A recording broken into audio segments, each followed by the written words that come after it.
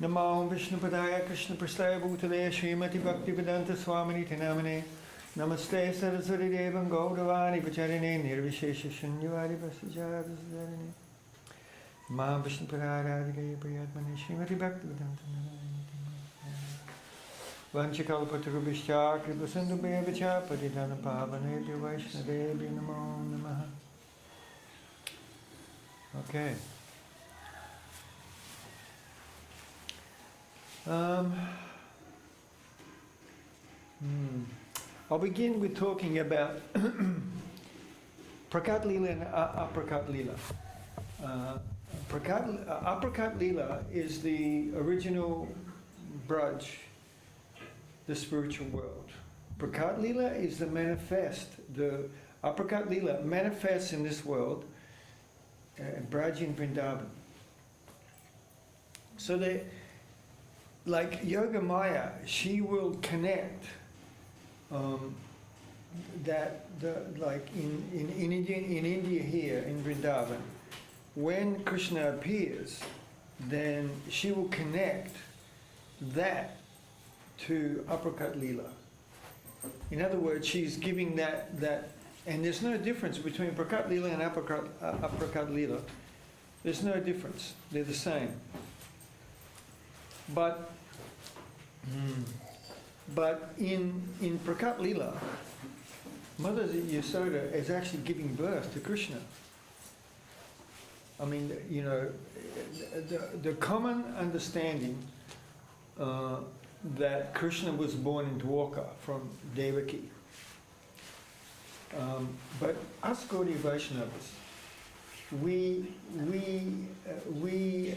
accept that Mother Yasoda, Hare Krishna,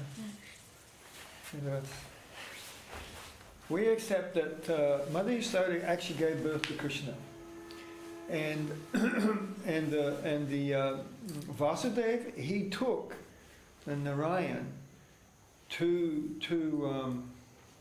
Braj, and Narayan, and when he entered, Krishna was already born, and Mother Yasoda was so exhausted that she didn't know even whether she had a boy or a girl, but apparently she had twins. And so then Vasudeva, he put Narayan merged with Krishna, because within Krishna Narayan is there. And when Krishna killed the demons, he did in the form of Narayan. He didn't do it in the form of Krishna. So, and then Vasudeva took the girl back, and then she appeared to Kamsa as Durga. So anyway, in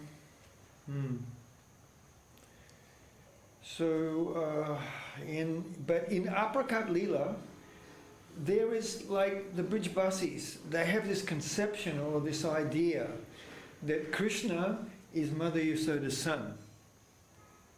You know, it just like Radharani's husband. God, what's his name? Abhimanyu.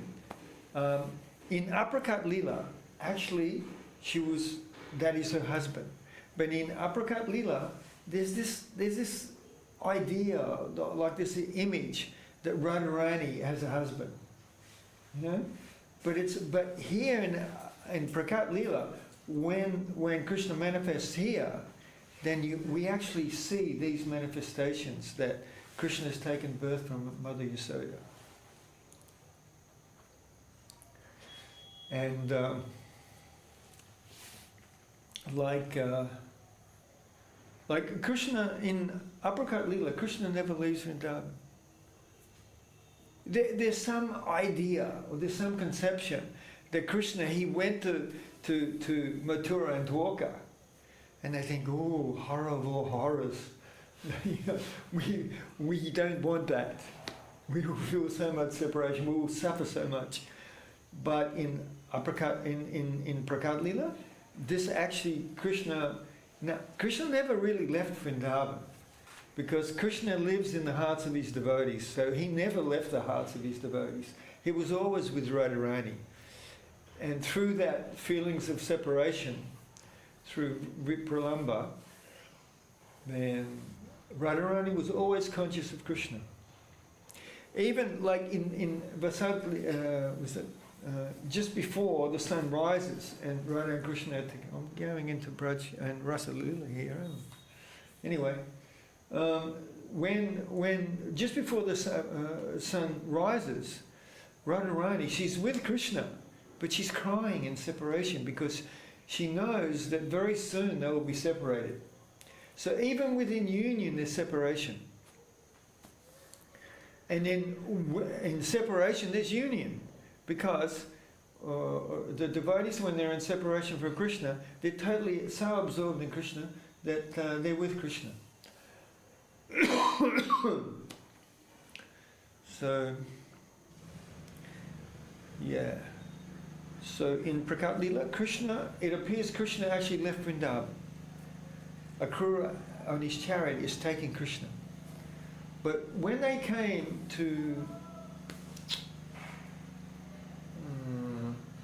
the border of Mathura and Vrindavan, then the form of Krishna that went with the chariot past that border was not the original Braj Krishna, it was Mathura Krishna. So Mathura Krishna, in Mathura, his relationship with Devaki and Vasudeva and all the devotees there, it's not the same as in Braj. Because in Braj, the relationship that Krishna has with his devotees is the most intimate. It's the deepest and the most intimate. And the gopis, out of all the devotees in this world or that world, they are the best. The gopis' dedication and surrender to Krishna is higher than we can find anywhere else. It's the most complete. Like in Dwarka,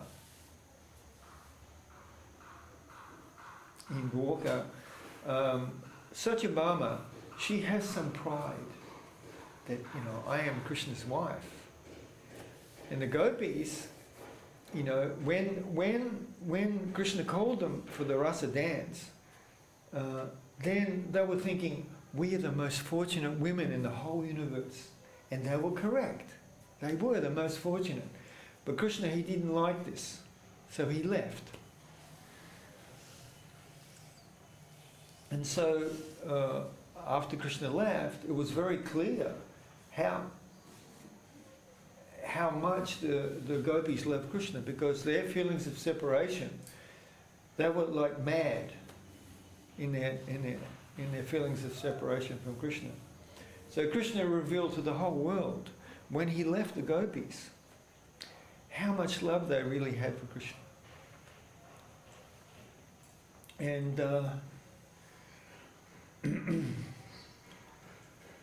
yes, so and Krishna doesn't like his devotees to be proud. And there's many instances where Krishna has broken the pride of his devotees. So if we're really serious about Krishna consciousness, if we really want Krishna prema, then we should be prepared for that. Because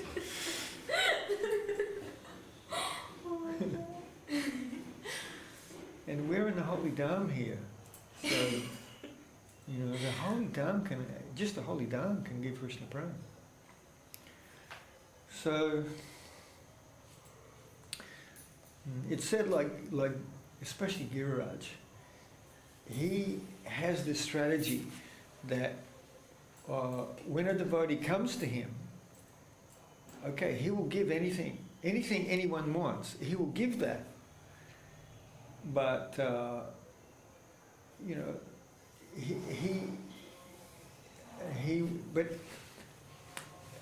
just like a fisherman, when he catches a fish, then he's a big fish, and he's reeling in, and then the fish tries to get away. So the fisherman, he has to hold really tight and really strong. Otherwise, if he tries to keep pulling and the fish is fighting him, he can lose the fish. So he's holding like this. So Giriraj's like that. he gives because the hook for the fish, is very attractive. Fish goes like that, and then caught. So it's like that. Even Rupa Goswami says, if you want happiness in this world with wealth, family, and whatever, don't approach Krishna on the banks of the Jamuna, because Krishna is very tricky. So, so Giriraj keeps pulling in. So then we get to a point where no, we can't follow anymore. We can't do the austerity anymore. We've come to the end of our capacity, and we go So then we try to enjoy. We try to make money, and we try to do so many things.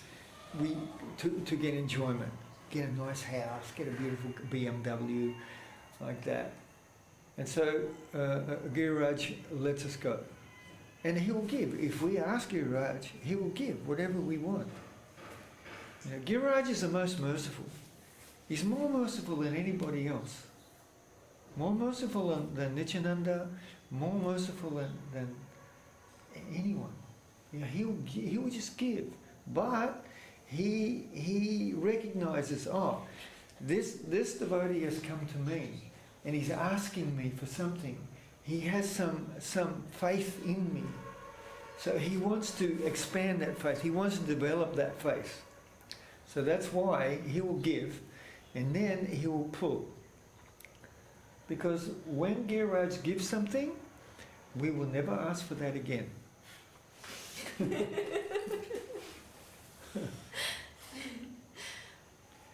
So then, he's pulling, and eventually, we after life, it can be lifetimes, it can be this life, but usually, it's said that 2 to 3 committed lifetimes. If we can give up, and just dedicate our life, 2 to 3 lives, we'll get bhav, and because Krishna Prem.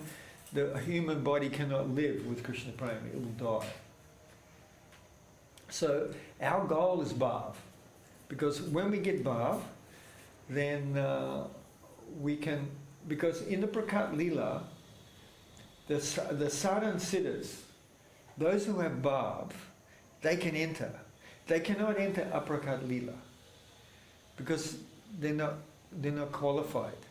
So Krishna makes arrangements where the sadhan siddhas, they can enter Prakat Leela, and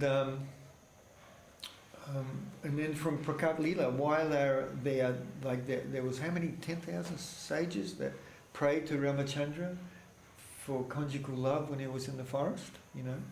They're sadhan siddhas. They were chanting Gopal Gayatri for a long time. And so they achieved that stage of bhav. So then when the sadhan siddhas, when they enter the pastimes of Krishna, and they see Krishna, whenever Krishna goes out to herd the cows and the calves, the gopis, they're watching Krishna. They're watching through in the doors, when the doors close, there's a very thin slit. Now most of them are looking through there, looking at Krishna. And their hearts just go with Krishna. And, where was I?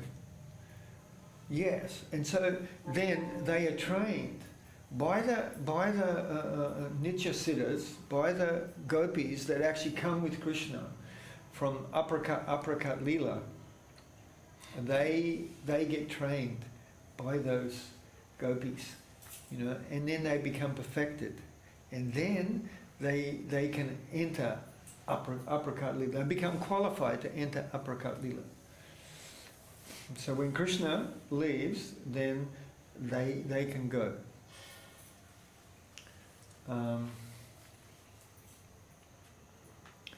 But those gopis who have children, they cannot go to Aprakat Leela. They go again with Krishna to another, because Krishna is going from one universe to the other. So then they're transferred from this universe, and they're transferred to wherever Krishna is appearing. Then they appear there, and then they become. They can, if they don't have children, they can become qualified. So.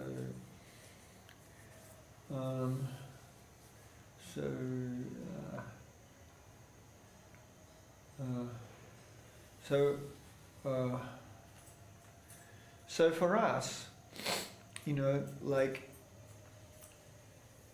it said in Janmi, Prabhu said, Chakshudan Dilaye, Janmi, Prabhu said, the spiritual master, he comes with us, birth after birth after birth. Prabhupada once said, don't take advantage of this.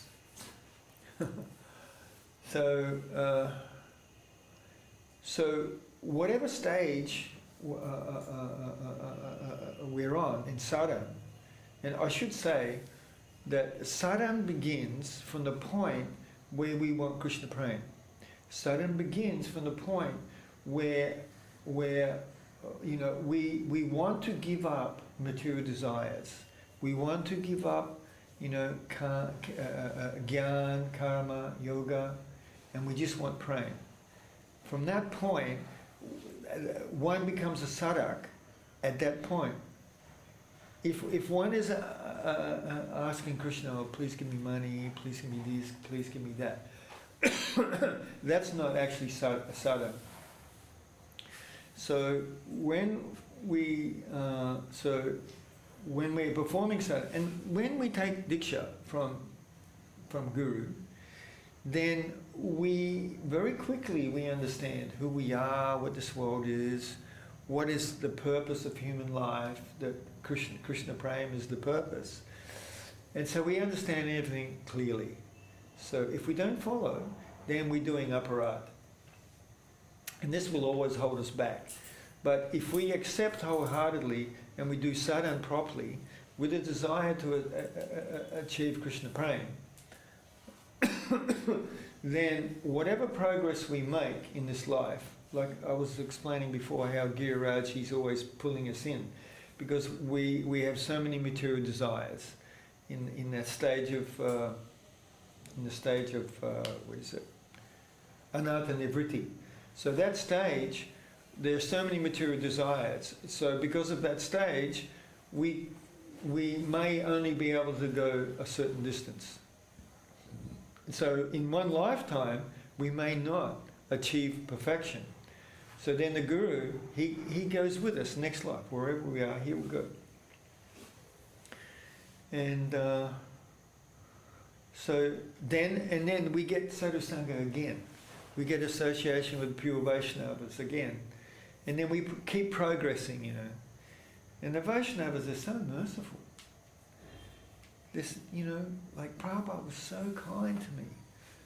You know, I'm just a rascal, you know. But Prabhupada, he never rejected me, and he always encouraged me, and he was always with me.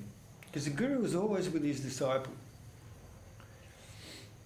The disciple is never on their own. Like ordinary people, they're like stray dogs.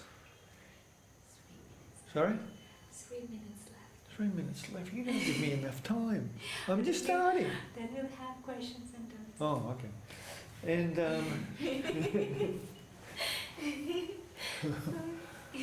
yeah.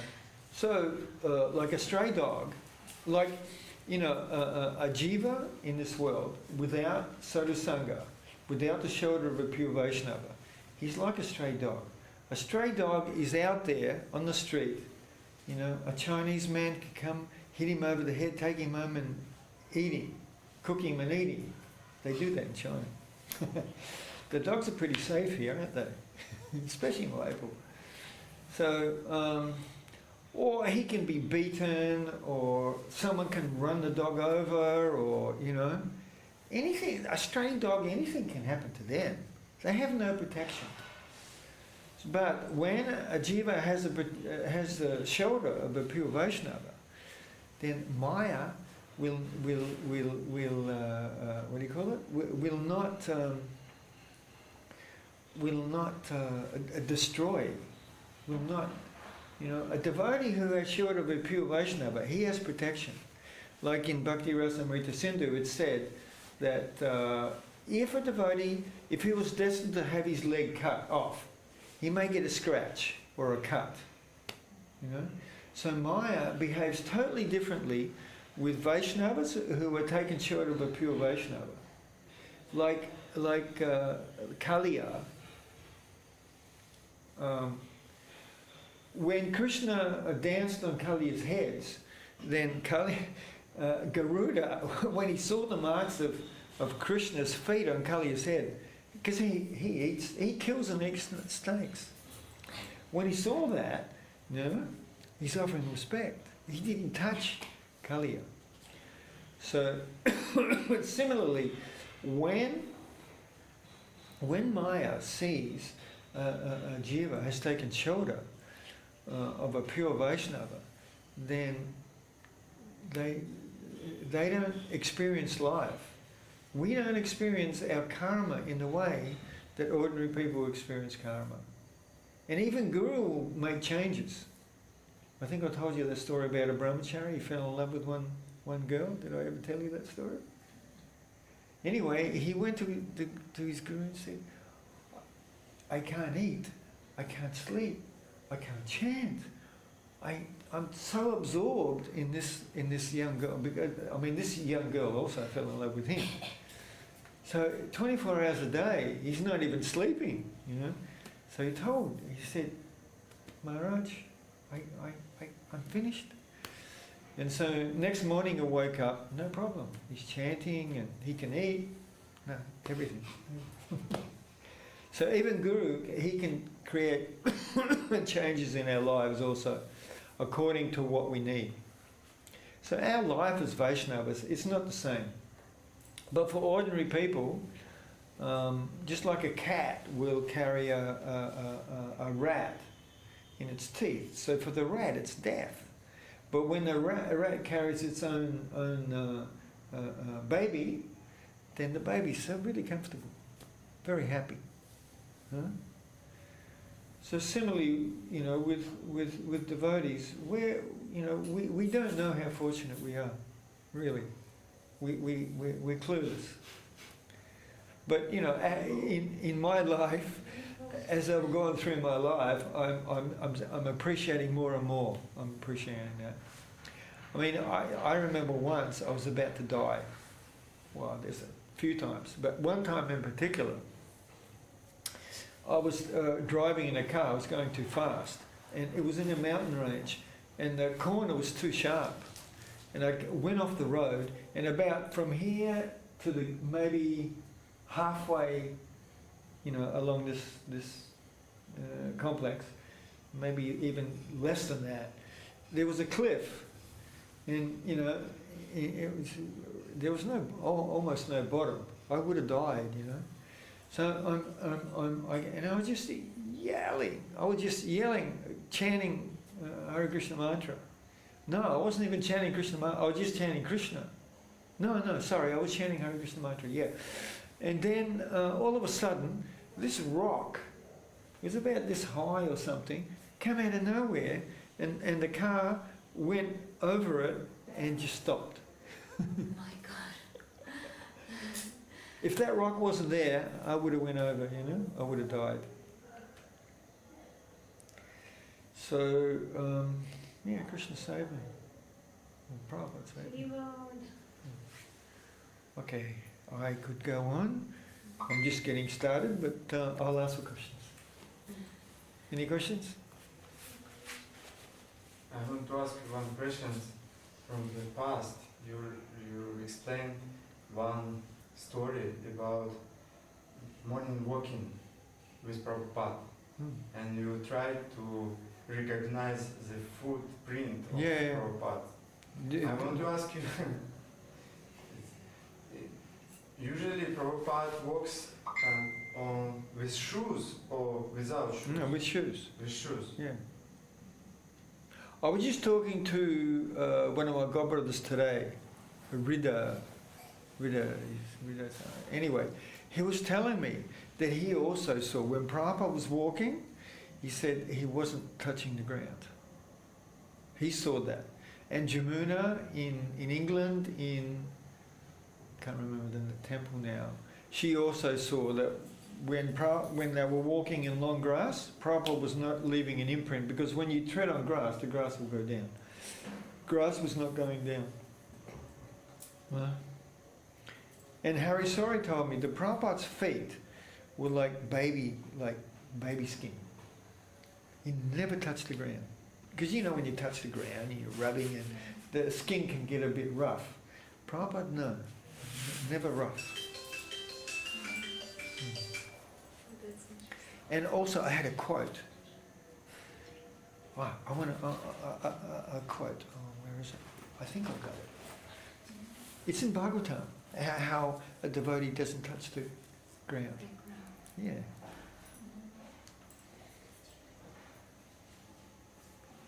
I hope I saved it.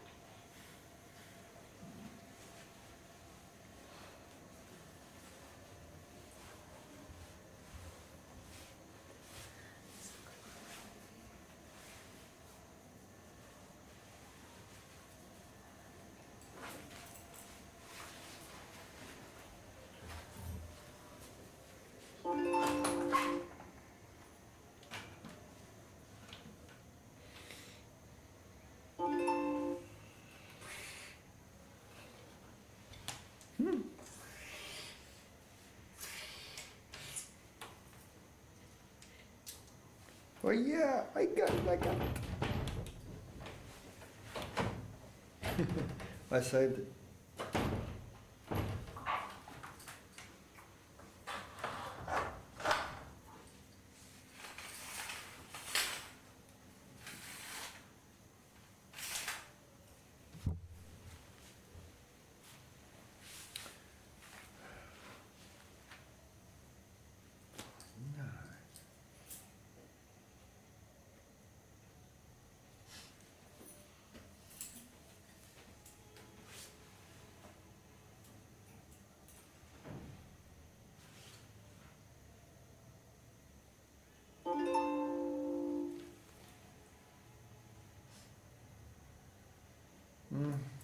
You know, Yudhishthira Maharaj, he also didn't touch the ground.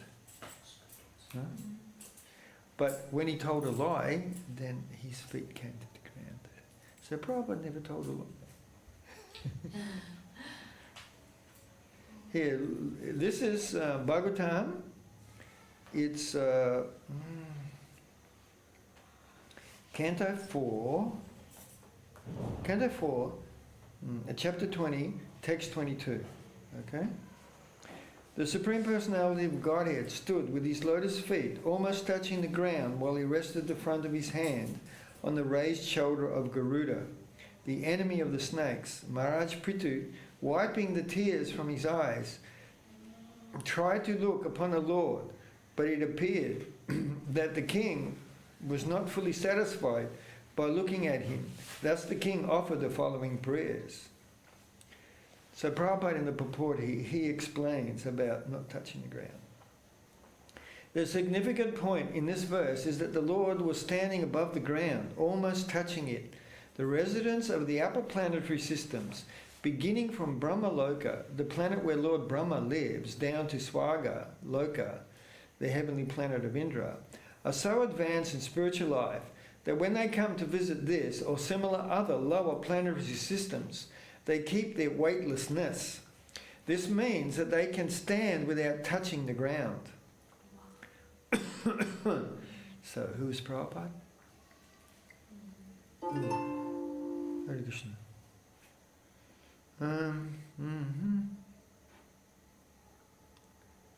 Wait, yes. Lord Vishnu is the Supreme Personality of Godhead, but because he lives in one of the planetary systems within this universe, he sometimes plays as if one of the demigods of this universe.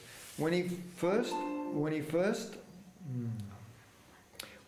appeared before Prithu Maharaj, he was not touching the ground of this earth, but when he was fully satisfied with the behavior and character of Maharaj Prithu, he immediately acted as the Supreme Personality of Godhead, Narayan from Vaikuntha.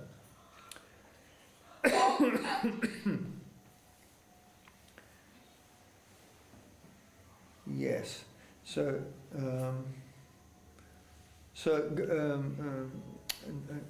like Prabhupada said that Vishnu acts as a demigod, but because Prithu Maharaj was a pure Vaishnava, and he was glorifying Vishnu, as the Supreme Personality of Godhead, then Vishnu reciprocated with him, and he got off Garuda. He was sitting on Garuda, so he got off Garuda, but he wasn't touching the ground. And then Prabhupada explains that,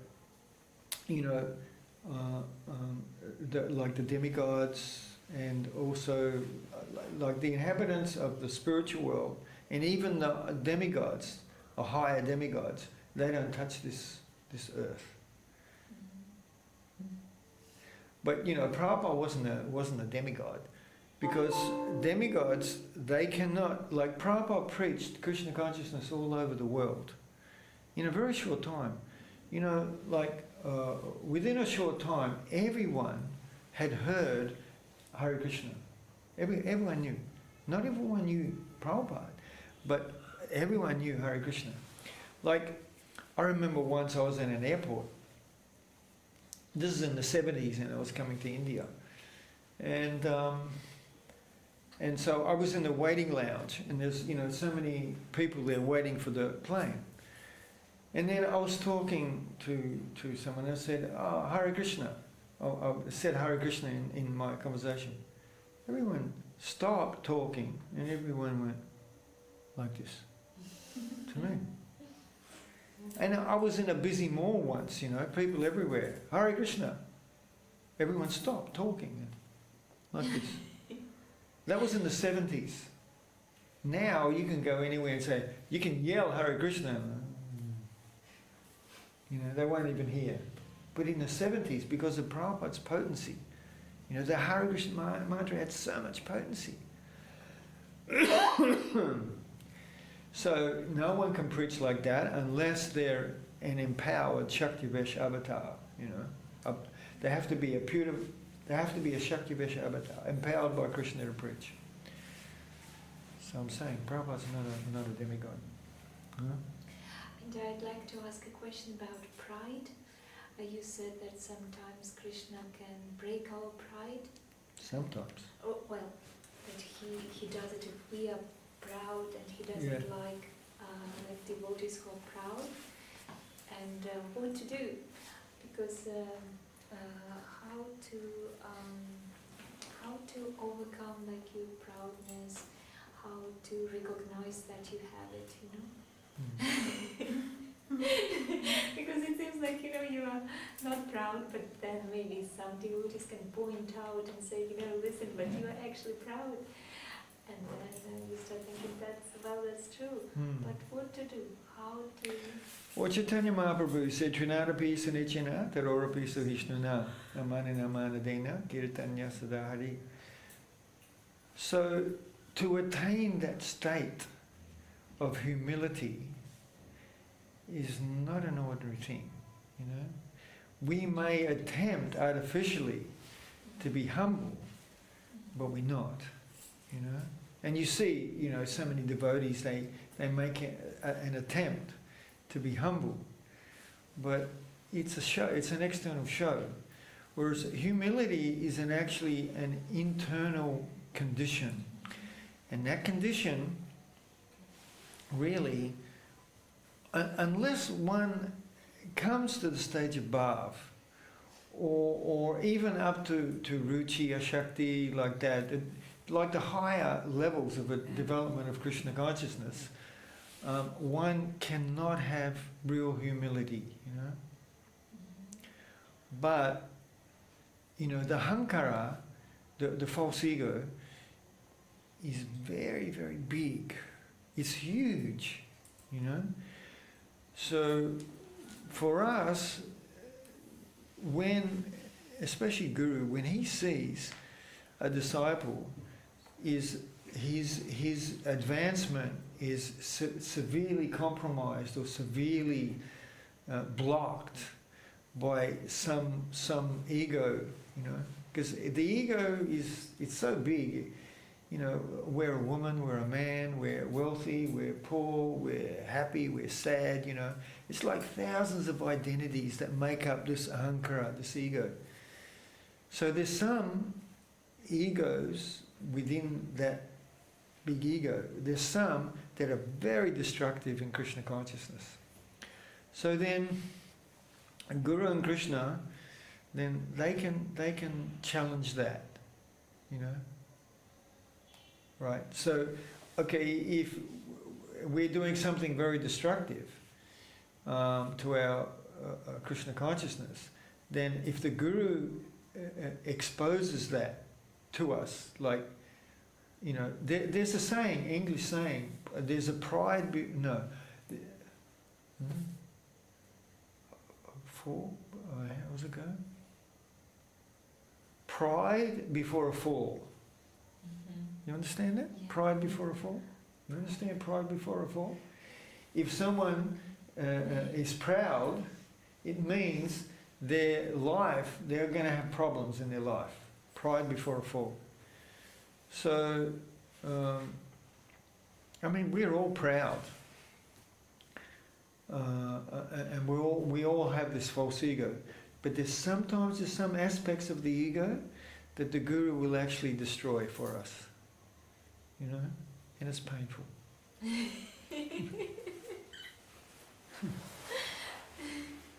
But the beauty of it is, first of all, Guru and Krishna will not challenge us more than what we can do. You know, like if Guru and Krishna challenged our whole entire ego, we would have a nervous breakdown. We would just fall apart. So they do bit by bit, like Giriraj, he's pulling in and then let go for a while, then pull in like that. But we're in good hands because the Vaishnavas, they love us, they care for us, they know who we are, they know what level we're on, and they know what we need. So we can feel safe that we will not be extended to a point of no return or to the point where we will have a nervous breakdown. They don't do that. Even though sometimes it can be very painful and very disturbing, you know. But then when we go through that, then at the other end, we're a better devotee. And also we're happier as well. And we won't commit the same offences because from pride comes offence, aparad. Huh? So we just depend on Krishna and Vaishnavas and do our service and follow the process of Krishna consciousness, and then eventually everything will unfold in time. Huh? Okay? Okay. Thank you.